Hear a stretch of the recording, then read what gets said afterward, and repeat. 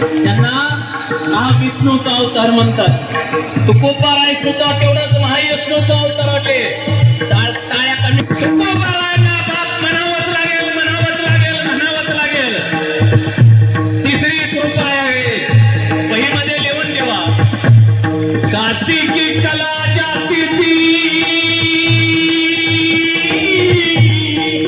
काशी की कला जाती थी, मंदिर के मस्जिद होती थी, एक शुभ नहीं होता, सबकी सुन्नत होती थी. म्हणून छत्रपती शिवाजी महाराज आज आम्ही कीर्तन ठामपणे छाती ठोकपणे सांगितलं. आज आम्ही पोटाला कमरेला बांधून कीर्तन करतो. आज महाराष्ट्रभर आई स्वामी तुळजा भवानीचं मंदिर आहे, आज पांडुरंगाचं मंदिर आहे. आमचे दैवत राखून ठेवले ते महाराष्ट्राचा राजा राजे छत्रपती शिवाजी महाराज भोसले. राजे छत्रपती शिवाजी महाराज म्हणलं धर्मवीर संभाजी महाराज आले. काय म्हणलं कुणाच्या कृपादान? काय म्हणतात? महाराष्ट्राचा राजा छत्रपतीच्या कृपादाने म्हणावंच लागेल, म्हणावंच लागेल, म्हणावंच लागेल. अजून कोणाची कृपा आहे? महाविष्णू चैतन्याचे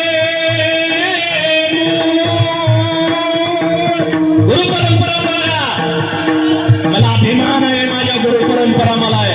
मी त्या गुरु परंपरेचा साहित आहे, मी त्या गुरु परंपरेचा तत्व वाहक आहे, मी त्या गुरु परंपरेचा प्रसाद वाहक आहे, मी त्या गुरु परंपरेच्या काळातलं पुत्र म्हटलं तरी चालेल.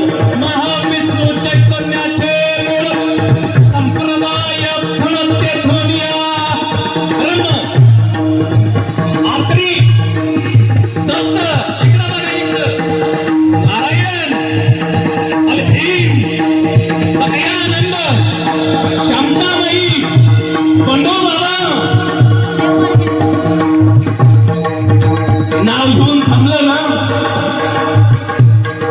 बाबाच्या नंतर नाव येऊन थांबलं की कुठं येऊन पटतो जाते.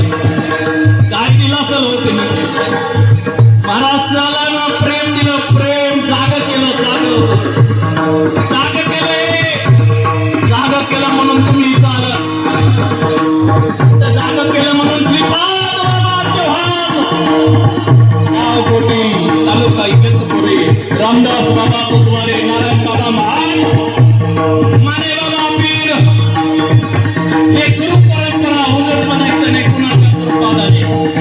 तुम्हाला सगळ्यांच्या कृपादाने, माझ्या आई वडिलांच्या कृपादाने, संतांच्या कृपादाने, त्यांच्या